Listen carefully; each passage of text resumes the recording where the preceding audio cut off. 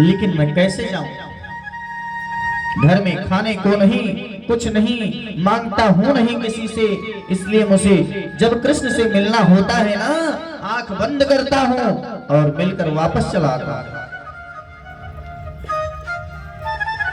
पत्नी ने सोचा कि अब काम गड़बड़ हो गया से।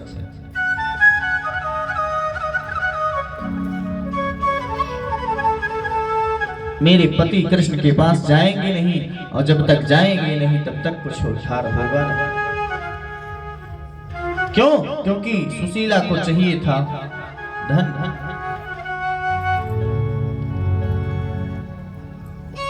सुशीला ने कहा, मैं तुम्हारी अर्धांगिनी हूं।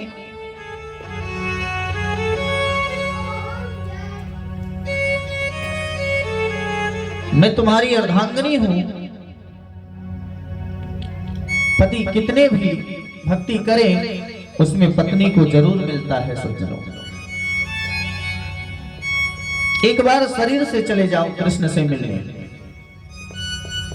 सुदामा बोले, देवी जानती हो मैं मांगता नहीं हूं किसी से, और मित्र के घर, गुरु के घर, इन सब के घर खाली हाथ नहीं जाना चाहिए, इसलिए मैं जा नहीं सकता।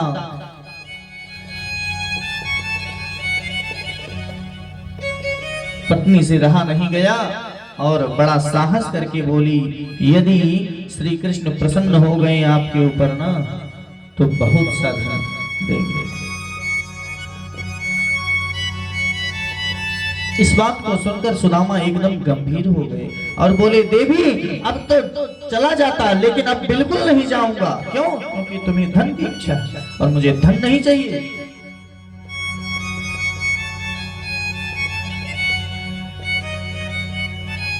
यदि वो दर्शन दे दे, देवी अब मैं जा नहीं सकता। बहुत मनाई है सुशीला। तब जाकर सुदामा ने कहा, ठीक है। सुशीला गई है, 5 घरों से एक एक मुट्ठी चावल ली है और एक पोटली में बांध कर दे दी है सुदामा को, जाओ यही दे देने। 5 घरों का 5 मुट्ठी चावल। सज्जनों विचार करिए कैसा होगा।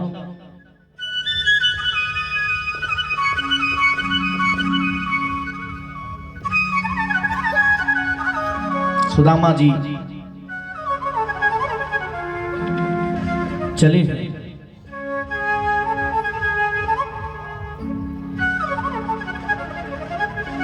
सुदामा जी का शरीर कैसा है सज्जनों, दर्शन करें।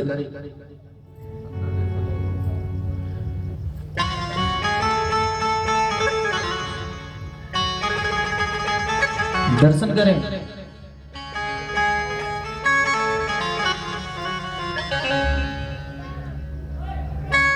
कैसा जीवन है सुदामा जी का।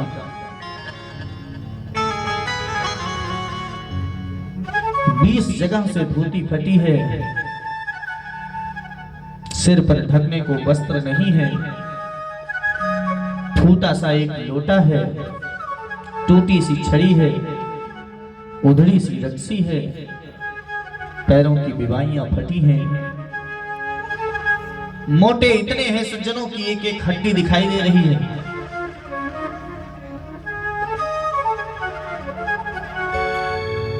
जाना था वृंदावन, चले गए पुष्कर चले गए। घूमते घामते पता नहीं कहां चले गए। वहीं से चिल्लाने लगे, घनश्याम तुम्हें ढूंढने जाए कहां कहां, घनश्याम तुझे ढूंढने जाए कहां कहां।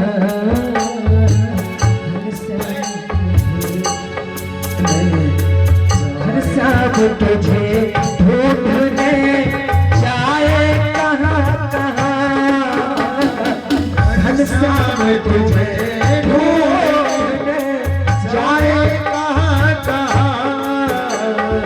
घनश्याम तुझे ढूंढने जाए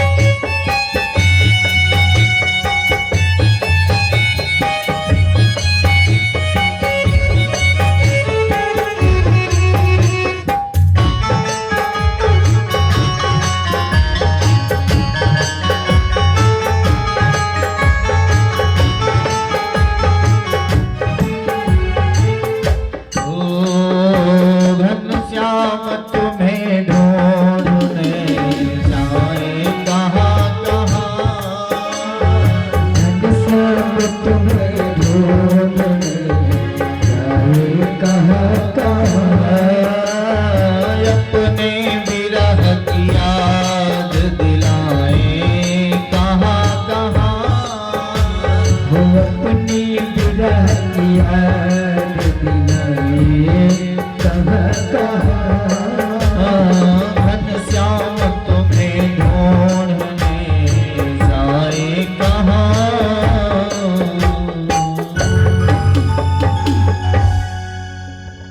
कृष्ण से मिलने की तो कामना है,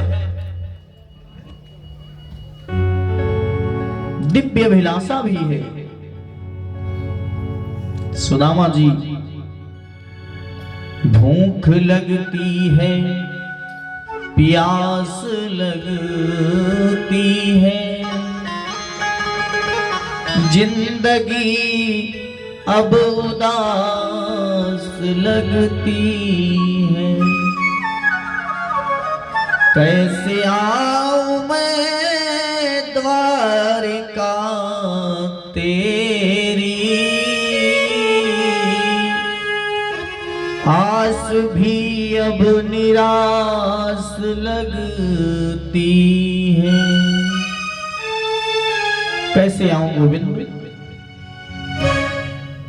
अब तो मन में भावना है, लेकिन एक और मुश्किल आ गई है सामने। सामने एक विशाल नदी पड़ गई है सज्जनों। 3 महीना हो गए हैं सुदामा जी को पैदल चलते चलते।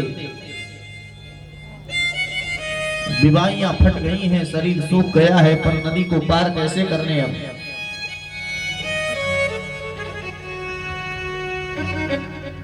बड़ी भारी चिंता है सुदामा जी के मन में।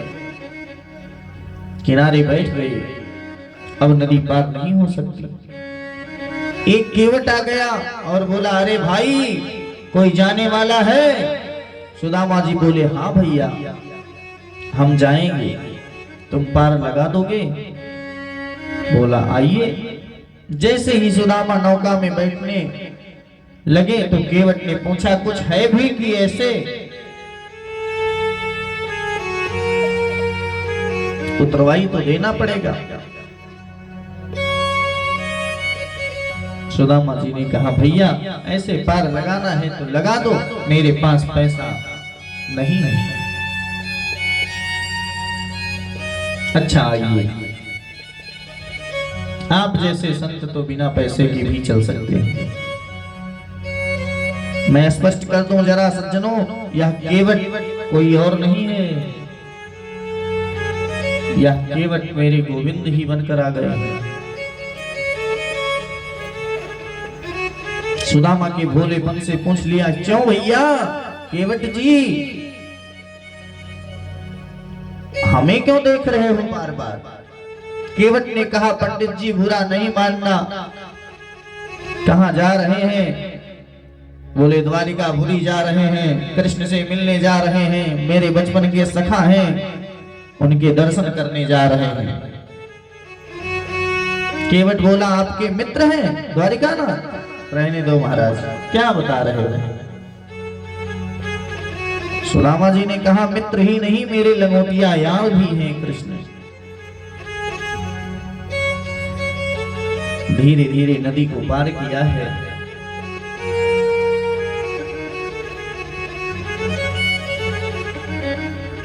जैसे नदी को पार किया है, केवट ने पार लगा दिया। सुदामा जी ने कहा, केवट भैया अभी द्वारिकापुरी कितनी दूर है? बोले दूर तो कुछ नहीं है, लेकिन आपके शरीर को देखकर लगता है कि आप 6 महीना में पहुंच जाएंगे।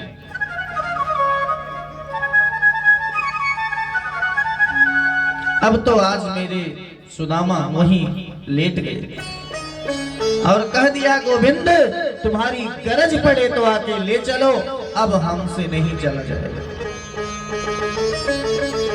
लेट गए, वहीं सो गए। सुबह हुई तो द्वारिकापुरी में देखा कि इधर उधर चहल पहल हो रहा है। बोला, कौन सा गांव है भैया ये? कहा सैनिकों ने द्वारिकापुरी। अच्छा, जय श्री कृष्ण, बड़ी नगरी है, द्वारपाल भी खड़े हैं सब। लेकिन सज्जनों, कृष्ण के द्वारपाल के अंदर बड़ा बड़प्पन है, बहुत विनम्र होते हैं। सज्जनों, जो वास्तव में बड़े होते हैं ना, वह बहुत विनम्र होते हैं, और जो गलती से विनम्र बड़े होते हैं, उनमें विनम्रता आने में कुछ समय लग जाता है।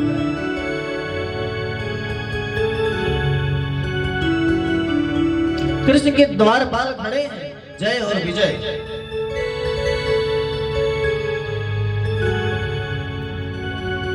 सुदामा ने कहा भैया जी जय श्री कृष्ण।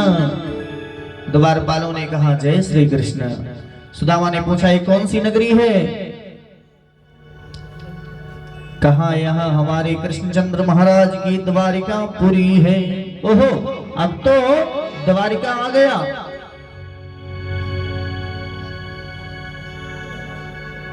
सुदामा जी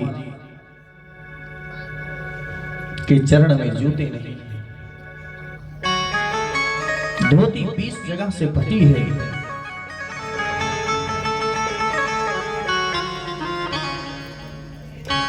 पैरों की बिवाइयां फटी हैं। द्वारपालों को प्रणाम करते हुए कहे, एक बात कहें, हमें गोविंद का दर्शन करना है, मेरे बचपन के मित्र हैं। द्वारपालों ने कहा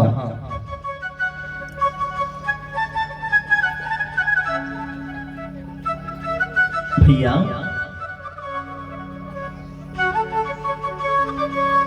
मैं थोड़ा महाराज से पूछकर आता हूं। एक सैनिक जाता है और कहता है, शीस बगा न झगातन पे, प्रभु जाने को आही बसो के ही ग्राम। धोती फटी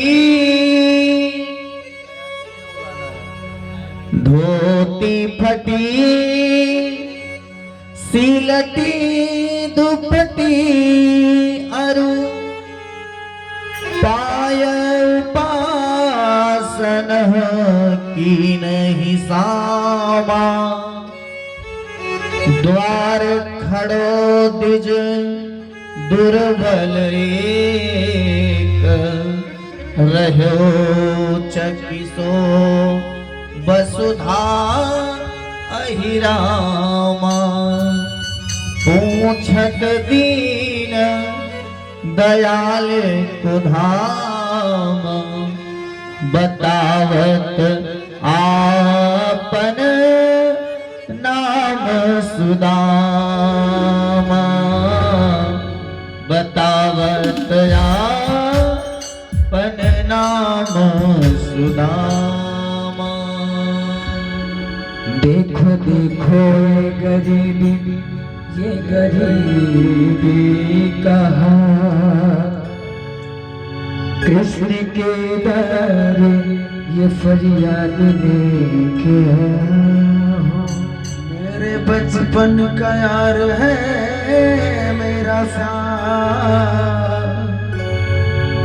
यही मैं सोच करके आस लेके आया हूँ। अरे दर पर कन्हैया से कह दो, अरे दर पर कन्हैया से कह दो कि दर के सुधारा गरीब गया है।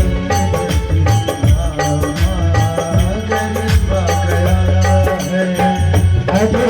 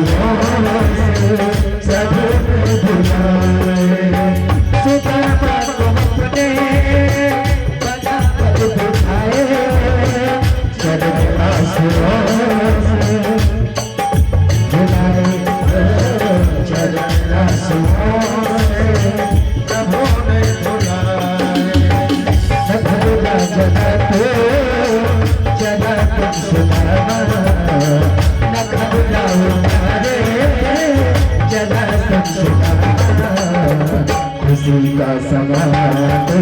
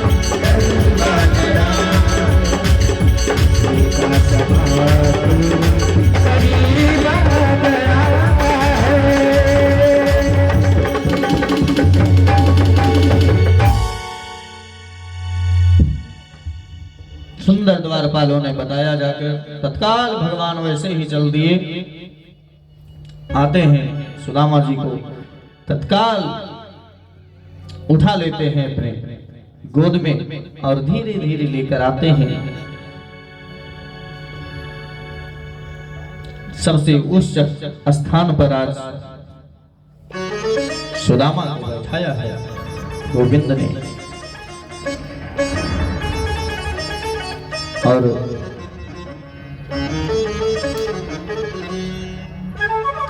देखी सुदामा की दीन दशा करुणा करके करुणा निधि रोए, पानी परात को हाथ छुयो नहीं, नैनन के जल से पग धोए।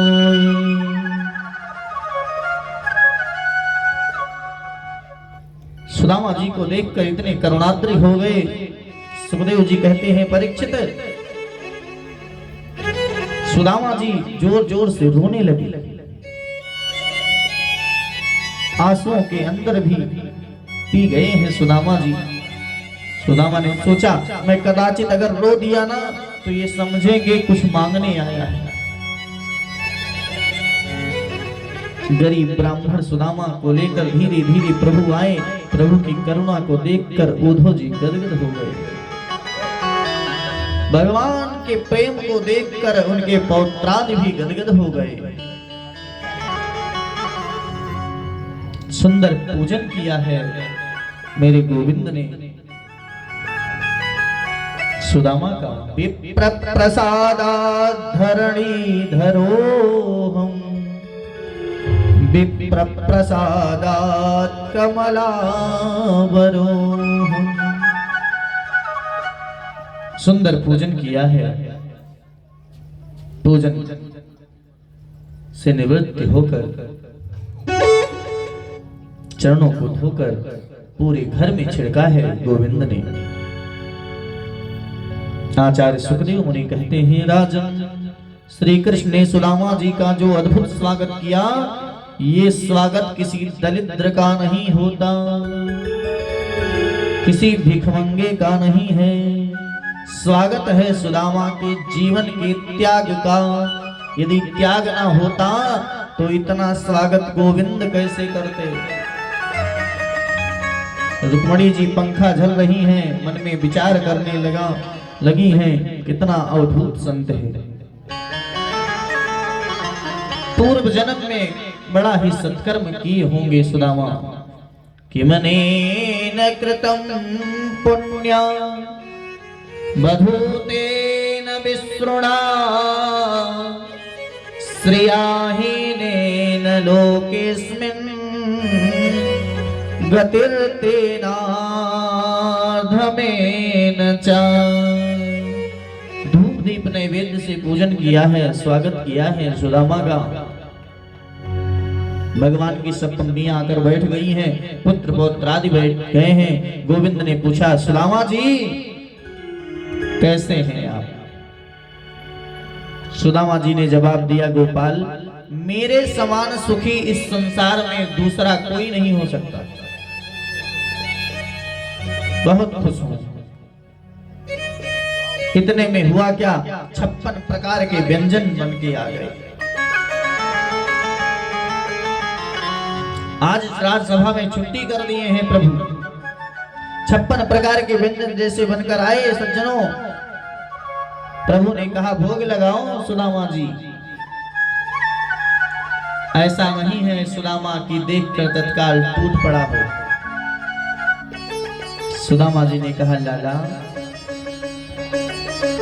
2 टिक्कर सेकता हूं, वही खा लेता हूं, और ये खाने से बुद्धि विकृत पैदा हो जाती है। खाऊंगा नहीं इतने पकवान। नमक डालकर बस 2 टिक्कर से अपना पेट पालन करता हूं। ये सब मुझे अच्छा नहीं लगता।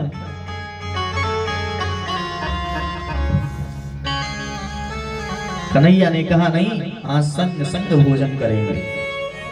सुखदेव मुनि कहते हैं, राजन दोनों मित्रों के देश में कितना अंतर है।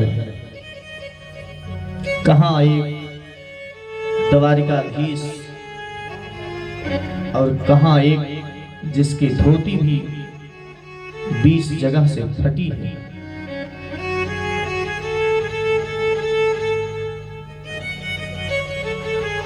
कहां एक मित्र जिसका चरण पादुका भी सोने का है, और कहां एक मित्र जिसकी 50 जगह से विवाहियां फटी हैं।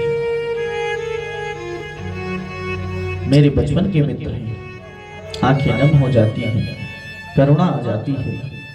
भोजनाल से निवृत्त होकर 16,108 रानियां जो हैं सब बैठी हैं, और कहा है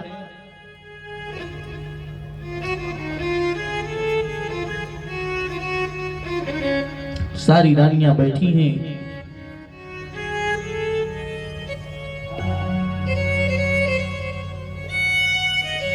तब कन्हैया कहते हैं, क्यों शादी विवाह किया आपने? सुदामा जी ने कहा, हाँ। बुलाया नहीं आपने सुदामा जी? सुदामा जी ने कहा, मैंने तो एक की नहीं बुलाई, तैने तो इतनी कर ली।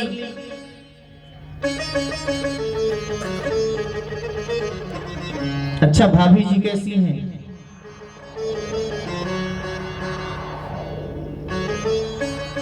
ठीक ठाक हैं? घर पर सब सही है?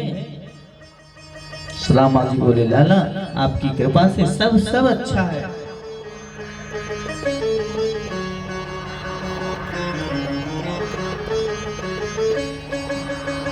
अच्छा तो भाभी जी हमारे लिए कुछ दी होंगी आपको? अब सुदामा जी तो यहीं दबाए थे, एकदम लुकवा रहे थे।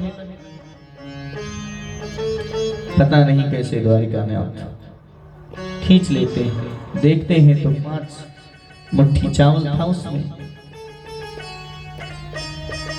1 मुट्ठी चावल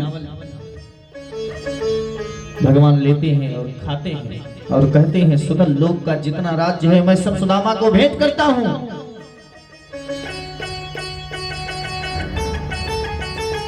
दूसरी मुट्ठी खाई है,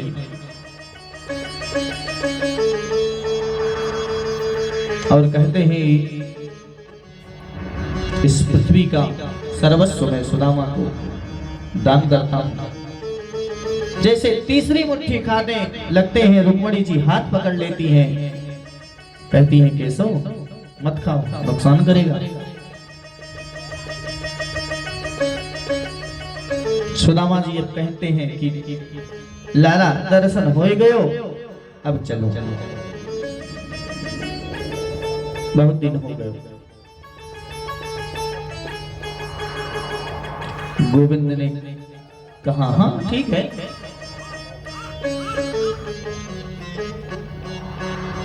सारी पत्नियों को कहते हैं एक एक करके प्रणाम करो।